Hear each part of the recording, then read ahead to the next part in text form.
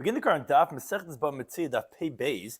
Begin on the bottom of Pei Aleph and Beis, 2 lines up at the bottom of the Amud, where we really started from the 2 dots, around 7 lines up from the bottom of the Amud, where the Mishnah had a machlekes regarding a case of Hamalva al Hamashkin. Question was, what type of status does the lender have on the security? Tanakama said he has a status of a shemer sacher, where he has a benefit over here of the loan, and therefore he's considered like getting some type of pay that he's going to be responsible for. The reader says no, just giving a loan, you're not getting anything out of that, and therefore you're shemer watching for free the security. Now they all are payers. Then we said that a person is going to be a shemer sacher because you have something to gain. The Gemara wanted to say that our Mishnah seemingly is not like Rabbi Eliezer. Why? Because we had a brisa that spoke about someone lends someone on security, and the security gets lost. Rabbi Eliezer says, okay, swear that you weren't negligent, and you get your money back that you lent. Which that seems to say that a person is going to be a shemer chinam, which is not like the Tanakam of our Mishnah that said that no, if someone lends his friend on a mashkin, he's a shemer sacher. So that's what the Gemara is going to continue and say, maybe not necessarily, maybe our Mishnah could even be like Rabbi Eliezer. She's corresponds by Kazakh and Chazak to them Daf Yomi to the latest Daf. She is chus v'chem they so net strong throughout the entire world. And she also is chus Rabbi Shloimy Schwartzberg ben Shana Rivka Rachel. To have a Rabbi Shloimy, everything should work out. So we're discussing today's Daf are Hilveo al Hamashkin. Like we said, if someone lends someone and this lender is holding on to security. Now the common Mishnah said he's a shemer sacher. It's like he's getting some type of benefit over here, which will explain exactly why would that be. Jesus says no, lend the money and you're holding on to his item. That's just to be make sure you get that you're not considered as you're getting any benefit of that. You're watching for free. The Gemara brought, and we're going to discuss at length, the machlekes Rabbi Eliezer and Rabbi Kiva on this halacha mamaz al mashkin and ba'abra mashkin, and you lose the security if you are responsible. Rabbi Eliezer says no, just swear that you weren't negligent and you get your money back. Rabbi Kiva says no. The borrower could say, wait a minute, you only lent me on the security. You lost the security, you lost your money. Which the Gemara wants to say, maybe b'deshmul kumiflagi. That Shmuel says, if someone lends his friend 1,000 zuz, and then, as the security, he just gives him some simple tool, and he loses the tool, he lost 1,000 zuz. Or the Gemara says, maybe the machlekes is regarding the halacha of Rabbi Yitzchak, that a Baal Chav is kind of the mashkin, he actually owns it. Now, therefore, if you lost it, so it's your loss, or maybe it's b'shem avedi kumiflagi. Regarding like when someone's watching a lost object, based on the principle of isik b'mitzvah patam b'mitzvah, there is a gain that you're getting that when the person is knocking on the door collecting for tzedakah that you wouldn't have to give him. So that's considered like a schar. Those are the options that maybe is the machlekes Rabbi Eliezer and Rabbi Kiva. Also regarding malva tzarich l'mashkin, if the lender needs the mashkin, the Gemara is going to discuss exactly what does that mean. And the next mission to discuss if someone's transporting barrels from one place to another one that breaks, that gets into the conversation of nitkel peshehu or nitkel anus, or do we say when the guy trips, is that considered negligent, or is that considered as something beyond his control? So we begin the current daf on the bottom of Pei Aleph and Beis, like we said in the Mishnah, Hilveo Lamashkin. Now the Kama says Shemesacha because the benefit of keeping a mashkin, if it's lost or stolen, therefore he's going to be liable because he's getting a benefit. You just said no, he doesn't benefit from the loan, the lender. So if it's lost or stolen, he's not liable. You say, Perish, then he's a Shemer Sacher because he benefits from the loan because the derech Perish laharkiv, and by lending it out, you're actually gaining. Now, Bashal had said that, which we're going to see later on regarding a person's ladder, that's just the Mishnah said that to lend out the mashkin to rent out the mashkin only because again there's like Meshav Aveda. So now the Gemara is on the bottom of Pei Aleph and Beis, 2 lines up from the bottom of the Amud. Coming to qualify the machlekes of the Tanakama and Rabbi Mishnah, we thought that the Tanakama we said seemingly should not be like Rabbi Eliezer. So that says the Gemara, no. I feel it Rabbi Eliezer. Again, although Rabbi Eliezer was the one who said that if you lend someone and you're holding on to the security and you lose the security, you just swear and you're going to be pater. So if we thought maybe that's not like the Tanakama who said that you're a shemer sacher, said, well, it's not difficult. Why? Because when Rabbi Eliezer say you're a shemer chinam, mishkene b'shas halva'asai, is when you went and made the security at the time of the loan. That possible that the reason why you have the security was not for any personal benefit. It's just to remember that there's a loan, outstanding loan over here. So yeah, you're a shemechinam. Kan in our Mishnah was shemishkin shaloi b'shas alvasa. You took the security not during the time of the loan. A later point in time when you came and you tried to get your money in court, he didn't pay, and then based on the courts, you took security. Oh, that's for sure for the purposes of collection. Oh, if that's for collection, then you're gaining because now you have some type of a payment plan, and therefore you're going to be a shemer sacher. That's what the Gemara wants to say. How our Mishnah could even be like Rabbi Eliezer. It says the Gemara, but you can't say that because ve'idi, both of them, as we continue to have a pebezim and aleph, hilvei ala mashkin katani. They both say the words, you lent him on the security, which as Rashi explains, that sounds like it was at the time of the loan. And even so, our Mishnah says that you're going to be a shemer sacher. You wanted to say that only Rabbi Eliezer is going to say Shem Bechinam because at the time of the loan, it's not necessarily you're taking it for collection, it's just as a reminder. But our Mishnah says the same words, and our Mishnah seems to still say Shem Esacha. So the Gemara says, okay, Elul Kasha, no, it's not difficult. I have another way of explaining. Kan, Rabbi Eliezer is told much Shalveu Mois, that you lent him money. Kan, in our Mishnah, is Shalveu Paris, which we explained already in the previous daf. When you lend Paris, there's a gain that you're getting because Paris rot. And therefore, by lending it out, you're actually gaining. So like when you're watching his security, there's a benefit over here in the loan. So hence, you're going to be like a Shem Esacha. The Gemara says you can't say that either. Why? From the Ktani Sefer, but the end of our Mishnah says, he says, Halvei Moyis, if you lent money, Shem Echinam. Halvei Peiris, Shem Esacha. That's Rabbi Yehuda. Machal, the Tanakama, the inference is that according to Tanakama, Loishanli, there's no difference, and that even by money you'd be a Shem Esacha. Which, again, contradicts the answer we're trying to say. Says the Gemara, no, it's not difficult. Kul Rabbi Yehuda. You could say that the whole statement is Rabbi Yehuda. There's words missing. This is how it's supposed to read. If you lend someone on security or shemer sacher, on that the qualifications. But when we say you're a shemer sacher, so they Paris, you lend to Paris, because again, Paris you gain by the loan that because you're going to get back fresh Paris. But when you lend money, then you're a shemer chinam, which is how we want to say for Rabbi Eliezer, so it doesn't contradict. Because Rabbi Yehuda says it's all one opinion. But then says Gemara, if that's the case, come on, like Rabbi Kiva. That's going to make our Mishnah like Rabbi Kiva because he said, meaning our Mishnah is saying, Mois Shemechinam. Rabbi Kiva said he was going on Mois and he said Shemesacher. Meaning you want to interpret our Mishnah, this halach of Shemesacher is only when it's Paris. But if it's money, Shemechinam. Rabbi Kiva said a case of money, and he said you're Shemesacher. And we hold Mesechta Sanhedrin Peva Meral. All stam mishnais is Remeir, stam sefra, Rabbi Yehuda, stam sefri, Rabbi Shimon, and they're all according to Rabbi Kiva. They're all Tamid Rabbi Kiva. So now you're making our anonymous Mishnah come out not like Rabbi Kiva. The Gemara says you're right. It's clear. Must need like Rabbi Eliezer. You're right. Our Mishnah is not like Rabbi Eliezer. You're right. If this was what we started off the Gemara on the previous daf that we wanted to say lema. Masnid like Rabbi Eliezer, we tried to resolve, and the Gemara says no, it's not like Rabbi Eliezer, and because Rabbi Eliezer holds if you lend on the mashkin, you're a shem echinam, and our Mishnah is saying if you lend on the mashkin, like Rabbi Kiva, it's going to be a shemer sacha. So now says the Gemara, once we introduced this machlekes Rabbi Eliezer and Rabbi Kiva, because we wanted to say if our Mishnah is like him or not, says the Gemara to explain. Whereas 4 different approaches to machlekes Rabbi Eliezer and Rabbi Kiva regarding this halacha of malva al mashkin. Says Gemara, let's say, b'deloi shavi mashkin shir zuzi. That what are they disagreeing about? When the security was not worth the amount of the money of the loan. They're disagreeing in the halacha of Shmuel, which is Shmuel said the following halacha. It says, "Hayman doisvi alfi zuz l'chaber." Someone lends his friend 1,000 zuz. Va'anach lekata demagla, and he was given the handle of a sickle as a mashkin ilavayu.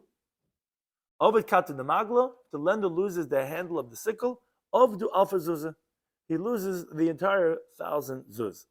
As Rashi explains, because if Rabbi Eliezer and Rabbi Kiva would be talking about that the security is worth the amount of the loan, yes, Rabbi Eliezer would agree that the purposes why it was taken was for collection purposes. So he wouldn't disagree that you would lose the loan, you would be liable. The machlekes is when it's not worth the amount. That according to Rabbi Eliezer, doesn't hold like Shmuel. This is you lose 1,000 zuz that he accepts, that he took it for the purposes of the collection. That Rabbi Eliezer does not agree to that. Because since it's not worth the same amount, no, The reason why you have to handle a sickle is just as a reminder, and therefore you're a shemechinam, and therefore you're going to be pater. Rabbi Kiva, however, holds like Shmuel, and he says, yeah, you accepted it as the medium of a mashkin, and as long as you don't return it, you don't collect. If you lose it, you lost 1,000 zuz. So seemingly, says the Gemara, that would be the machlekes, Rabbi Lezer, and Rabbi Kiva. Says the Gemara, no.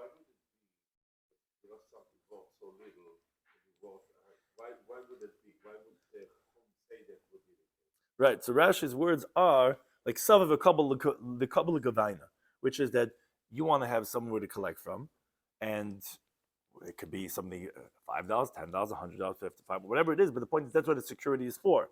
It's collateral. Is that okay? I have somewhere to collect from. If you give back the collateral, then you'll get your payment. If you don't give it back, then you don't. It's not a chacham thing. It's a financial interaction, transaction that you're holding on to collateral. It's not a payment. It's not a payment. Right. When you give back, that's how security always is. That's what security.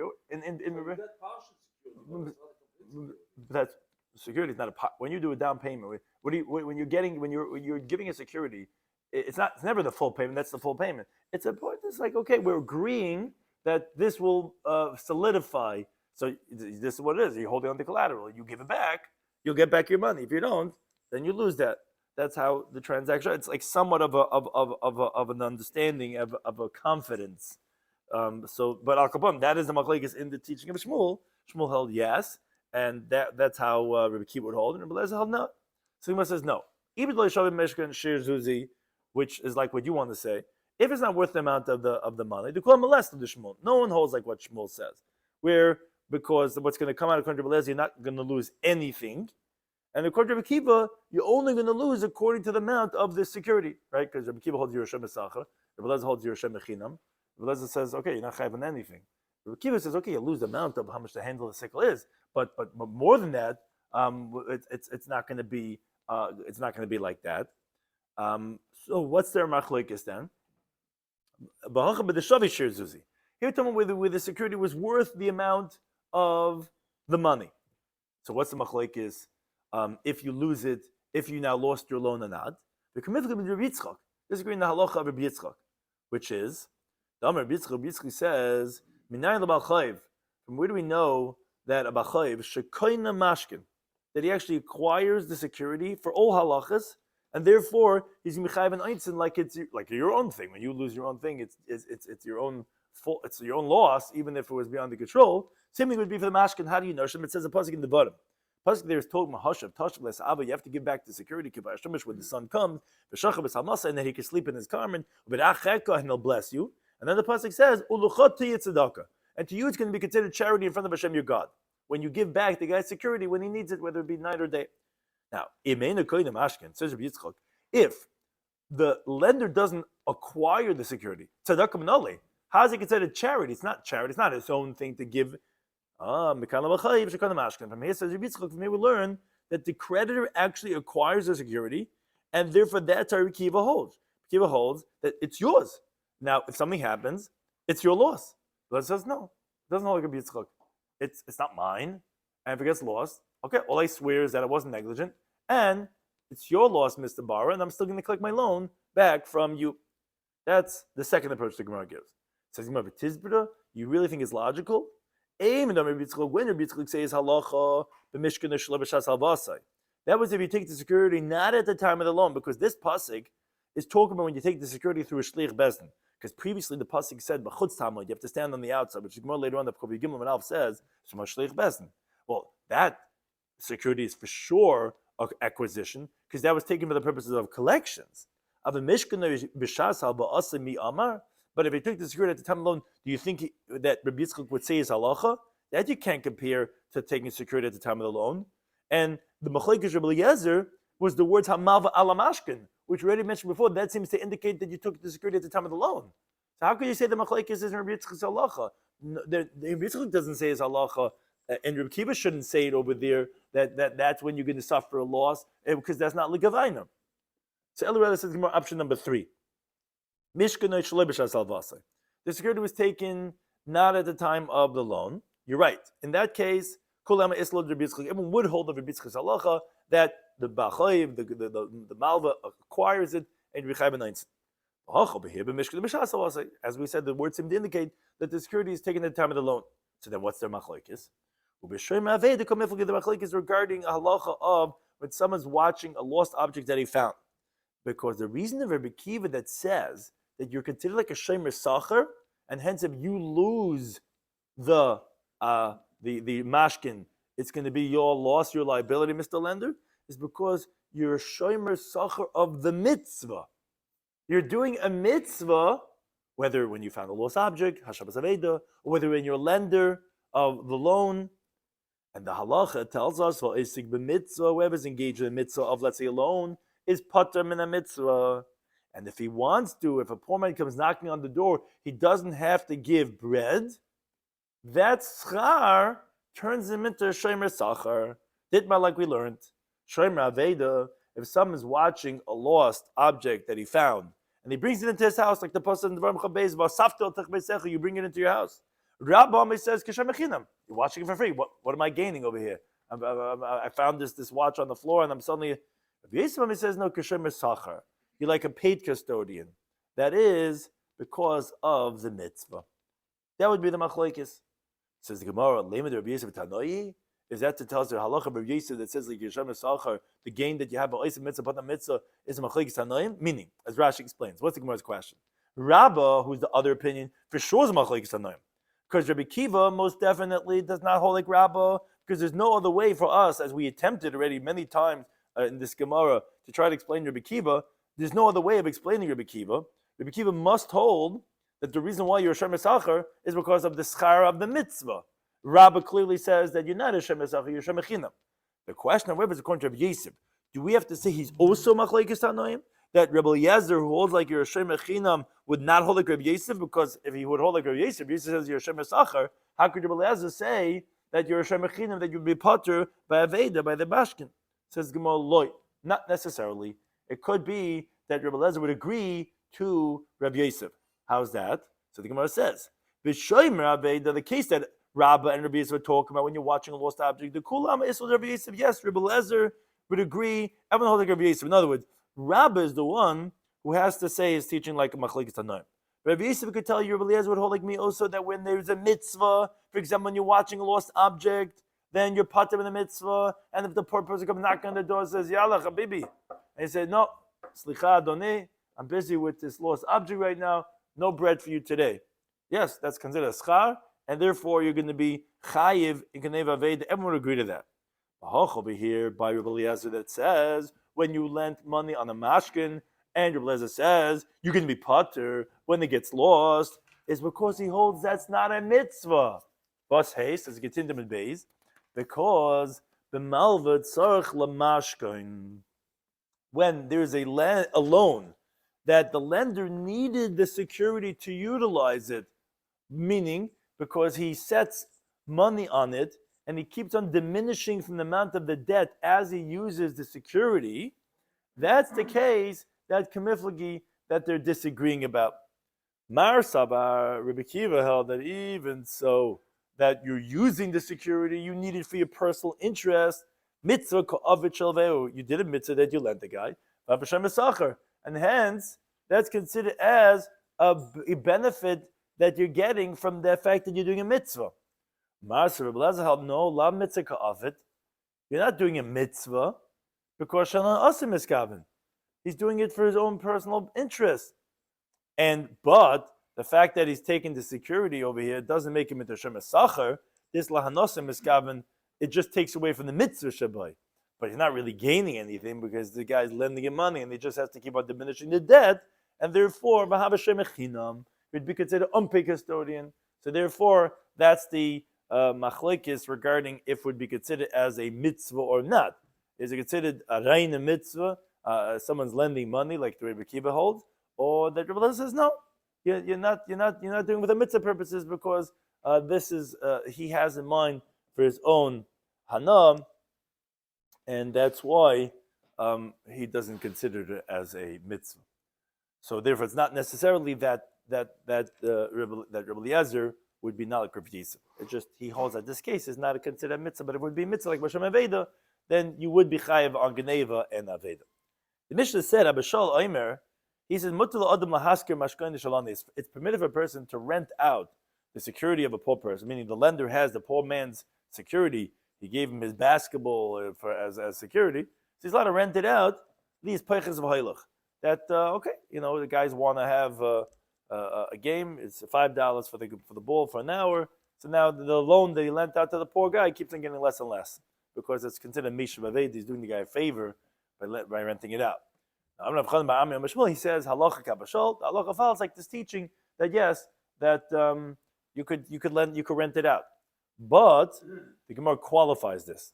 He also didn't say his teaching only by a hoe, which is a tool that's used to scrape the earth, or a fossil, which is an adze, which is a tool that smooths out like a plank of wood, or vakardim, or a hatchet, which is a tool of a carpenter that they chop from the two ends. Those types of things, however, you get a large rental income from it, and it's very little about how it depreciates the value of the item. Those types of things, okay, the basketball, maybe a little ridges, a little loose, but it's not going to get ruined so much. And there's the borrower, the ani, the lender is doing a favor. He's giving the money to the owner. He's giving it to himself. He's paying himself back by renting out the guy's collateral, and he's diminishing the amount of the loan. So Abba Shal says you're allowed to do that. When you say benefiting, Shaila is what that meaning as a nishta mitzvah, meaning but yeah, meaning it's a different type of la na'asai, but it's not enough obviously to take a b'shem esacha like we said, meaning there should be chayiv in baveda. It's mean la na'asai mean is nishta arena mitzvah.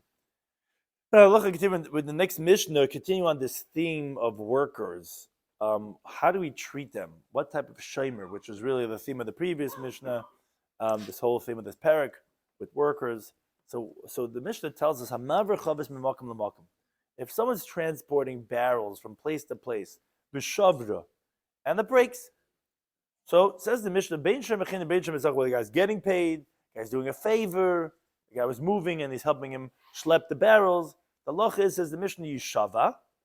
The guy who swears that he wasn't negligent is going to be patur. Now the Gemara is going to explain why, if the guy's getting paid, would he be exempt with swearing? Even if you weren't negligent, you should be chayav because it's not an oinus. It's really categorically like Genei Aveda. Obviously, nothing was stolen, nothing was lost, but it's close to being an oinus, but it's close to being a peshia.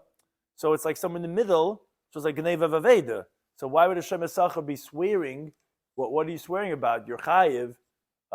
That's the Gemara is going to discuss, but that's what Tanakama says, that you're going to be pater, you just swear.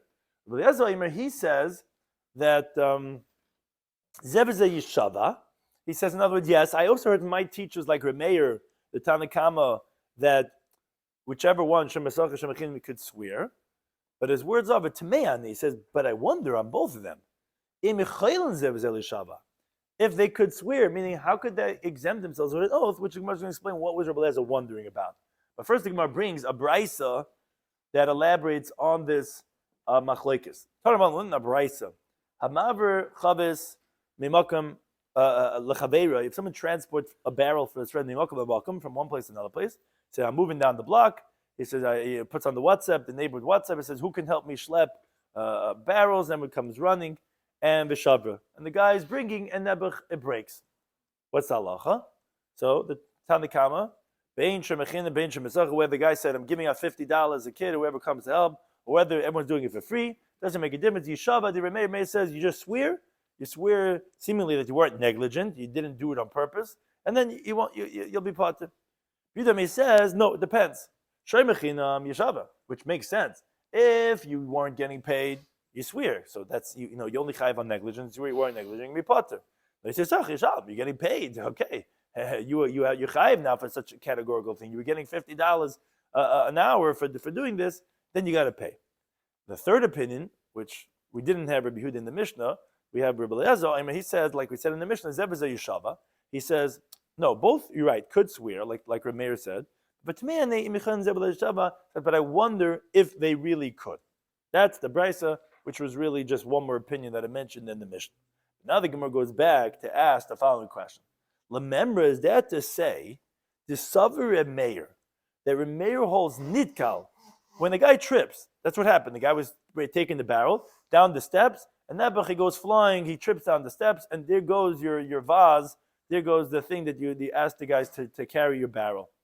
So is that to say Reb Meir holds that if you trip, lav poisheyahu, that's not considered as a negligence, because you're swearing that you weren't negligent. Now, it obviously means on something else you weren't negligent, because you're definitely not less than the guy who tripped. That's exactly what happened, why it broke.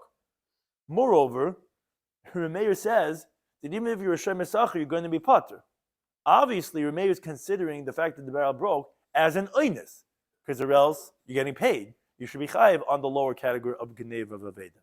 So that's two proofs that seemingly Reb Meir holds that when you trip, that's not a Peshiya, or else you obviously would be chayiv. The problem is, Vatanya seems to be contradicted from the following Brisa. Brisa says, Nishbir Kadoi. If, let's say, someone was walking in the street and his jug broke. He fell, and now his jug broke. V'loi silkoi, he doesn't pick it up from the street. Or naflagamloi, his camel fell. Le-mida, he doesn't pick it up. He's just leaving the animal there. Meir Mechai Bezekin. Meir says, you're liable for whatever damages happen now from your jug or your camel. The sages say, no, Pata Bedine Adam, you're right. They said no, you'll be exempt from the judgment in court. But V'chai Bedine Shalayim, you'll be liable only at the hands of heaven. Now it says the Gemara B'Kaimalon, we explained this in Baba Kama, if you recall in the Chav Testament Aleph, that what's this machlokes? The Menitkel Pesheya Pligi.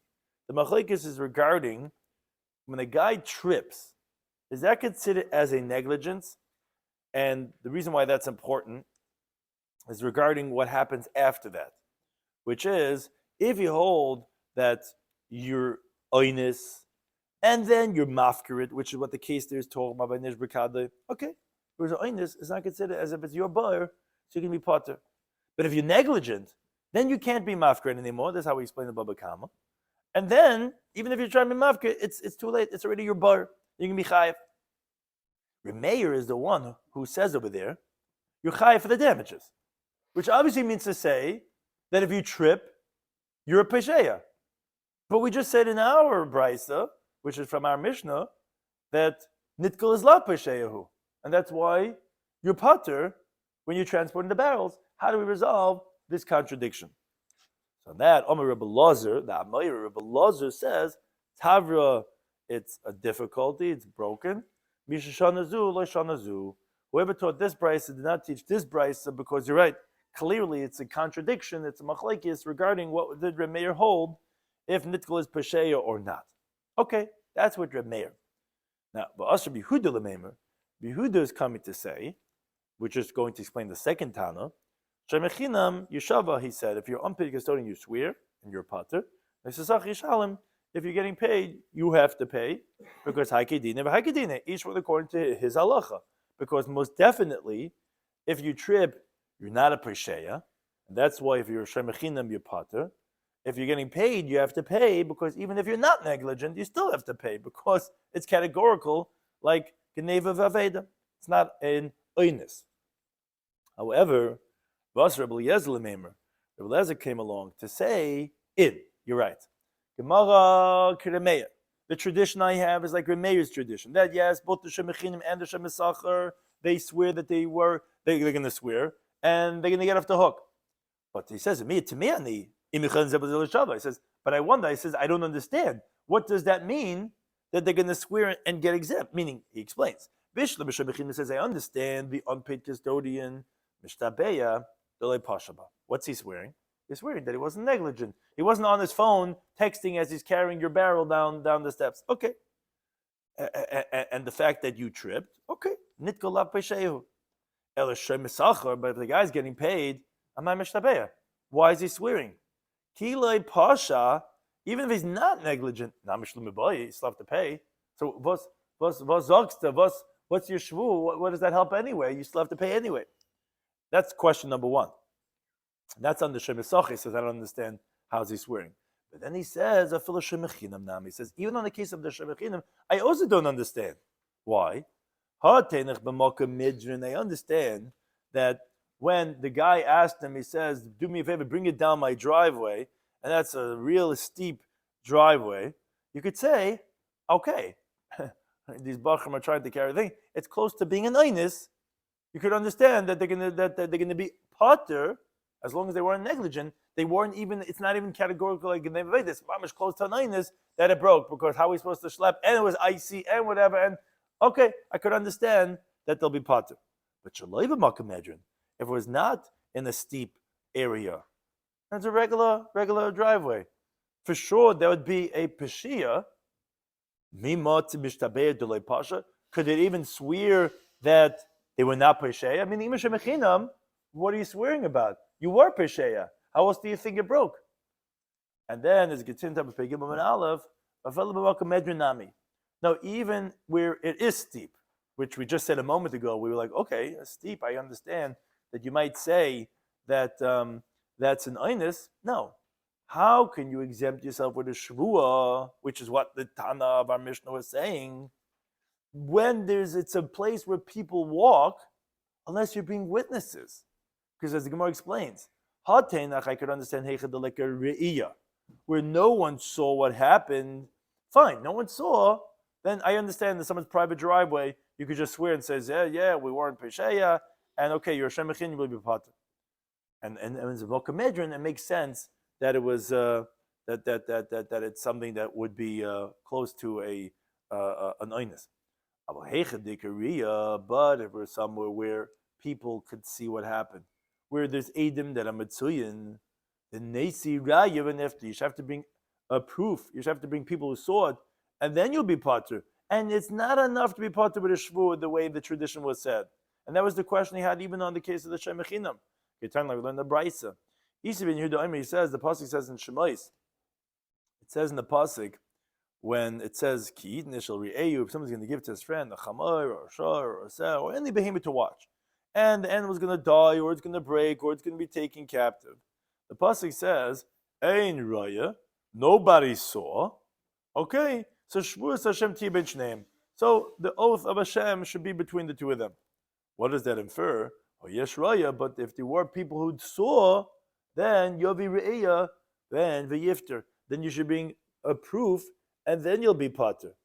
So therefore, that was the second question he had. It says, I don't understand how this could be, why you'd be Pater.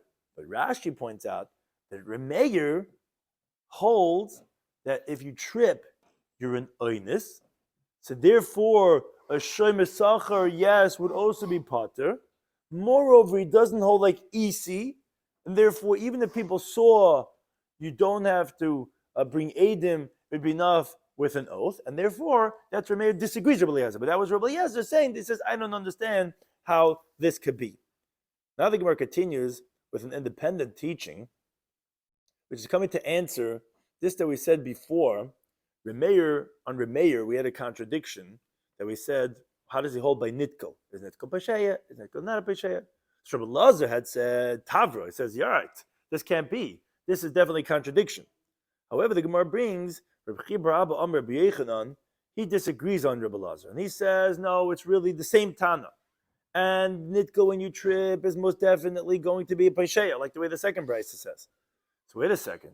How do we understand the first Brisa, like the halach of our Mishnah, that you may exempt with a Shvuah? It says, this oath is a rabbinic institution to exempt. Yes, really he should be chayiv, like we said, because Nitkel is Pesheya. The fact that you're going to be exempt to swear is a rabbinic institution, which Gemara is going to say, what is he swearing about? He's Pesheya. He tripped. He's inherently a Pesheya. So what are you swearing about? But first, the Gemara says, it's a rabbinic institution. And the Gemara explains why. Because if you don't say this, if you don't allow the guy who is transporting your barrels to be exempt from Tashuma when he trips, Guess what? Next time you put on the WhatsApp, who can help me schlep my boxes from my garage to the thing? Nobody's coming. He's being paid to do that. Why should be putter from a shiur? Well, it depends. There's shemer chinam and there's shemer sacher. Even shemer chinam, we said that you're going to be posheya when you trip. I get it. Right, but even shemer sacher, people. No, he's getting paid. But that's what you pay for. Be careful. Right, but it's a job that no one would want to do. You know, a lot of people that are movers would never do it if they didn't have insurance. I mean, there's certain jobs people would never want to do. He's worried that it shouldn't break, that it shouldn't stumble, and it should break. So the Gemara now asks, however, Heichem Mishtabeya, what exactly are you swearing about? Meaning, in Reb Chia bar Abba, according to a mayor's pshat, but you most definitely are negligent. So what you're saying, you swear, and really should be chayav k'nei b'sheh. Okay, but you swear, but rabbinically we allow you to swear and then get off the hook, because otherwise no one's going to want to do it. But what are you swearing about? I'm a rabbi. He says, Shvuah shalei b'kavanah shavarti. Says, I swear, I did not intentionally break it. So even by shemer sacher, he's going to be exempt, even though he's getting paid, as long as he didn't deliberately do it, because or else you're not going to have any movers willing to do a job for you. And the Asher Yehuda comes to disagree, and Lameiman, he says, no, if you trip, you're not a pesheya. You're actually somewhere in the middle. You're in the one hand very close to being oinus, because no one trips deliberately. At the same time, you're also close to being negligent. Tie those shoelaces, walk straight like a mensch. So you're like somewhere in the middle. You're like similar to the category of Geneva Veda. So there's no Takan Chacham over here. Rather, he holds Shemechin Yishava that unpaid custodian will swear like his halacha, and there's his Yishalom, and the paid custodian will pay Haikadina, Vakadina, each one according to his halacha. And then Rabbi Lazar,